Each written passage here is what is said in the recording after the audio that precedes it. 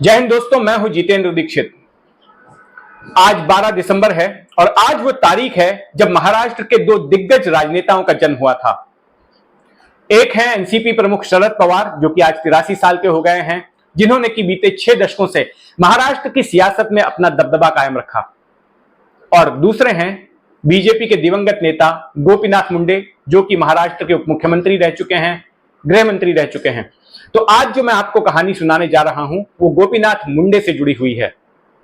दोस्तों, आपने अगर फिल्म सत्या देखी है, जो कि 1998 में रिलीज हुई थी, राम गोपाल वर्मा ने बनाई थी, तो उसका वो सीन आपको याद होगा जहां पर कि परेश रावल, जो कि पुलिस कमिश्नर अमोद शुक्ला की भूमिका निभाते हैं, उनकी मुख्यमंत्री से बहस होती है और मुख्यमंत्री उनसे सवाल करते हैं कि शहर में जिस तरह से कानून व्यवस्था बिगड़ी हुई है, खुलेआम मारपीट हो रही है, खून खराबा हो रहा है, तो उसको क्यों नहीं रोका जा रहा।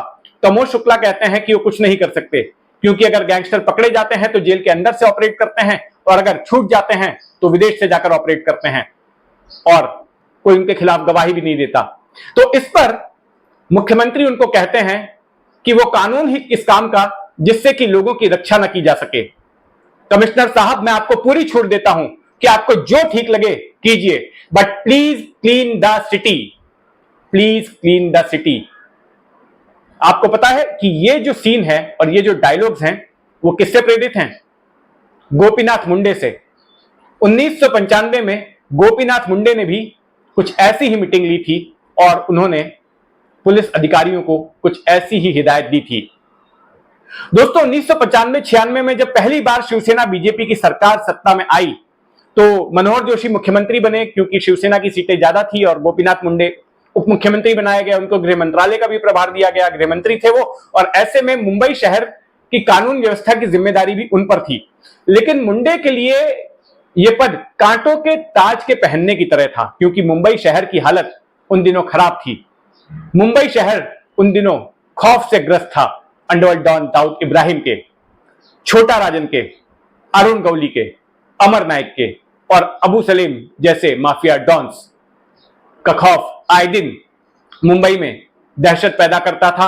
आए दिन इन गिरोहों की ओर से खून खराबा किया जाता था। रोजाना किसी ना किसी गोली मारकर हत्या की जाती थी। कारोबारियों की, बिजनेसमैन की, बिल्डर्स की, बार मालिकों की, फिल्मकारों की हत्याएं होती थी और पुलिस उनके सामने हतबल नजर आ रही थी, क्योंकि अगर इनको पकड़ा जाता था, गैंगस्टरों को, शूटरों को, तो गवाहों को डरा धमकाकर ये लोग छूट जाते थे और फिर से खून खराबे को अंजाम देते थे। तो ऐसे में जब गोपीनाथ मुंडे पर दबाव पड़ा और जब केंद्र सरकार ने भी इस मामले में दखल ली, तो उसके बाद गोपीनाथ मुंडे ने मुंबई पुलिस के अधिकारियों की मीटिंग बुलाई और ठीक उसी तरह से जैसा फिल्म सत्या में दिखाया गया है, उन्होंने मुंबई पुलिस के अधिकारियों को कहा कि आपको जो ठीक लगता है आप कीजिए, मैं आपके साथ में खड़ा हूं, लेकिन please clean the city, Mumbai को साफ कीजिए। और उनकी इस मीटिंग के बाद मुंबई शहर में शुरू हो गया एनकाउंटर्स का सिलसिला। 1995 में जब गोपीनाथ मुंडे ने यह पद संभाला था, तब सिर्फ 7 ही एनकाउंटर हुए थे, लेकिन उसके अगले साल एनकाउंटर की संख्या सीधे बढ़कर 1996 में 59 हो गई, 59 हो गई, और उसके अगले साल यानी कि 1997 में यह संख्या 70 की पहुंच गई। गैंगस्टरों को पकड़ पकड़ कर मारा जाने लगा। हर दिन किसी ना किसी गैंगस्टर का एनकाउंटर होता था। अगर गैंगस्टर किसी की हत्या करते थे तो बदले में पुलिस भी किसी गैंगस्टर को मार देती थी, और किसी के ऊपर भी अगर एक भी हत्या का मामला होता था तो पुलिस महकमा उसको एनकाउंटर के लिए एकदम फिट केस मानता था। एनकाउंटर की वजह से मुंबई पुलिस में एक अधिकारियों की अलग नस्ल पैदा हो गई, जिनको कि एनकाउंटर स्पेशलिस्ट अधिकारी कहा जाने लगा। मीडिया इनको हीरो की तरह पेश करती थी। प्रदीप शर्मा, विजय सालस्कर, दया नायक, रविंद्र रांगरे, प्रफुल्ल भोसले जैसे तमाम नाम आए दिन अखबारों में छपते थे, और यही वो अधिकारी होते थे जो कि अलग अलग गिरोहों के तमाम गैंगस्टर्स को खत्म करते थे।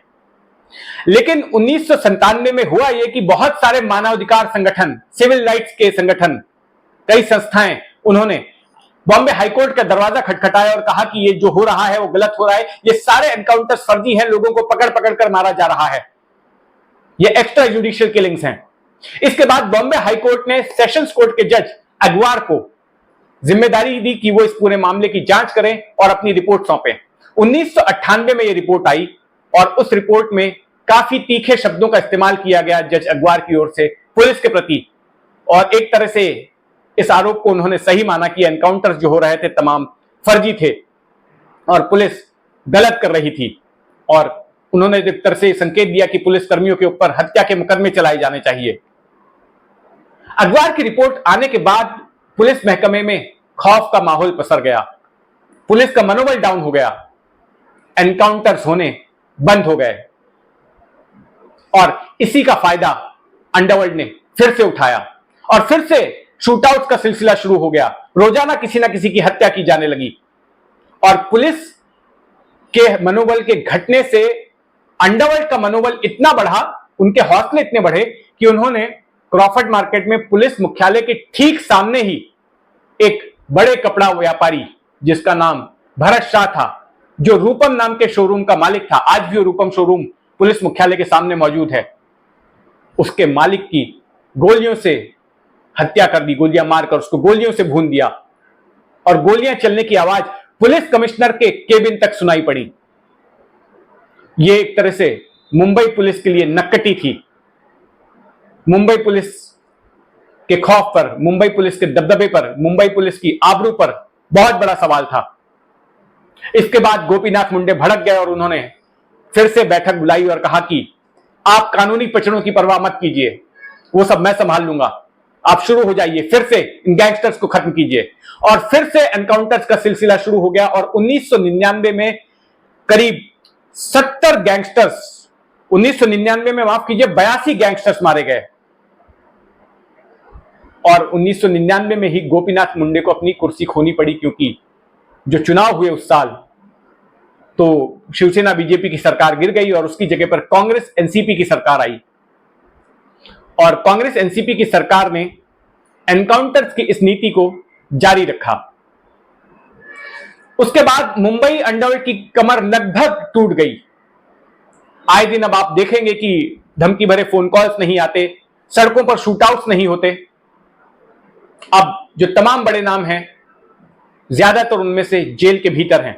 अबू सलेम जेल के भीतर है, अरुण गवली जेल के भीतर हैं, अश्विन नायक जेल काट के आ चुके हैं, दाऊद इब्राहिम पाकिस्तान में छुपा हुआ है, छोटा राजन जेल के भीतर हैं, कुछ एक छोटे मोटे और भी गैंगस्टर थे जैसे रवि पुजारी वगैरह, उनको भी डिपोर्ट करके भारत ले आया गया है।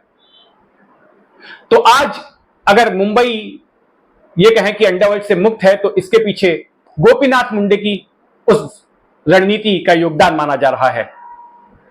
गोपीनाथ मुंडे की पहचान एक बड़े ओबीसी नेता की तो थी ही, लेकिन इसके साथ साथ उन्होंने बतौर गृह मंत्री जो काम किया था वो भी हमेशा याद रखा जाएगा।